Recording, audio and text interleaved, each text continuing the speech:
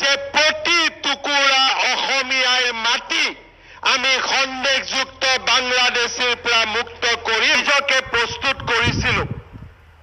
গৰুখুটিৰ পিছত বৰচলাত আমি উচ্ছেদ কৰিছিলোঁ, লামডিঙত আমি উচ্ছেদ কৰিছিলোঁ, বুঢ়া পাহাৰত আমি উচ্ছেদ কৰিছিলোঁ, প্ৰভাত আমি উচ্ছেদ কৰিছিলোঁ, বটদ্ৰৱা সত্ৰক আমি বেদখলকাৰীৰ পৰা মুক্ত কৰিছিলোঁ।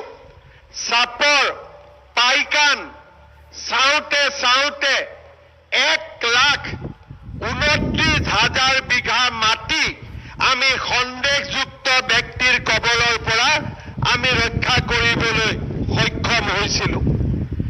আৰু এই উচ্ছেদিত ভূমি আমি জাতীয় জীৱনৰ কামত পুনৰ এবাৰ সমৰ্পণ কৰিছিলোঁ।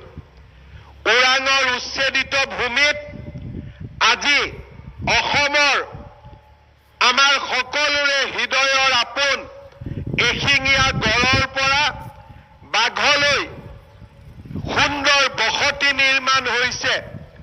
বৰচলাত সোলাৰ প্ৰজেক্ট নিৰ্মাণ হৈছে। লামডিঙত আজি হাতী লামডিঙলৈকে উভতি আহিছে। হাতী আৰু মানুহৰ সংঘাত নোহোৱা হৈছে। বুঢ়া পাহাৰৰ উচ্ছেদে গড় আৰু বাঘক জীয়াই থাকিবৰ বাবে নতুন ভূমিৰ সন্ধান দিছে। এসময়ত শাল আৰু চেগুনেৰে পূৰ্ণ হৈ থকা পাইকান আকৌ নিশ্চিতভাৱে সেউজীয়া হ'বলৈ আৰম্ভ কৰিব। গৰুখুটিয়ে অসমৰ যুৱক যুৱতীৰ আত্মনিৰ্ভৰশীলতাৰ পৰিচয় দাঙি ধৰিছে।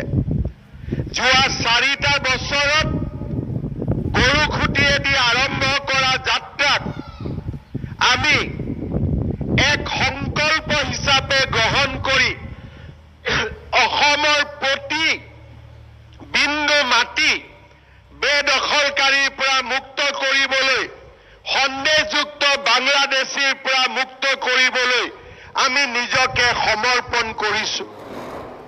আজি এবিঘা দুবিঘা মাটি নহয়, 1,29,000 বিঘা মাটি আমি আজি বেদখলৰ পৰা মুক্ত কৰিছোঁ। অসম আন্দোলনৰ শ্বহীদসকলৰ জ্বলি থকা জুইকুৰা অলপ হ'লেও নুমুৱাবলৈ আমি প্ৰয়াস আৰু প্ৰচেষ্টা কৰিছোঁ। কিন্তু লক্ষ্য বহুদূৰ। আজি অসমত আপোনালোকে আচৰিত হ'ব, 29 লাখ বিঘা 29 লাখ বিঘা 29 লাখ বিঘা মাটি আজি বেদখলকাৰীসকলে, অবৈধ বাংলাদেশীসকলে, সন্দেহযুক্ত নাগৰিকসকলে নিজৰ দখলত ৰাখিছে। আজি মাত্ৰ আমি অকণমান মাটি বেদখলৰ পৰা মুক্ত কৰিব পাৰিছোঁ। আমাৰ ৰাস্তা আৰু আমাৰ লক্ষ্য এতিয়াও বহু দূৰত। কিন্তু মই নিশ্চিতভাৱে ক'ব পাৰোঁ যে অসম আন্দোলনৰ শ্বহীদসকলৰ যি কাম আধৰুৱা হৈ আছিল, অসমীয়া ৰাইজে এটা সময়ত হতাশা আৰু পৰাজয়ক অৱশ্যম্ভাৱী বুলি ভাবি লৈছিল। সেই জাতিৰ জীৱনলৈ আজি আমি নতুন প্ৰাণ আৰু নতুন জীৱন আমি উভতাই আনিছোঁ।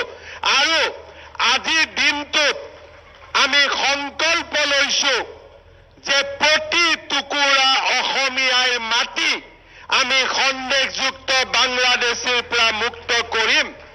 এখন স্বাভিমানেৰে পৰিপূৰ্ণ আমি অসম নিৰ্মাণ কৰিম। কোনোবাই যদি ভাবিছে যে এটা বা দুটা উচ্ছেদত আমি থমকি ৰম, কাৰোবাৰ ৰঙা চকুক আমি ভয় কৰিম আৰু কাৰো শিৰ নত কৰিম, তেতিয়া তেওঁলোকে আজি এই ধল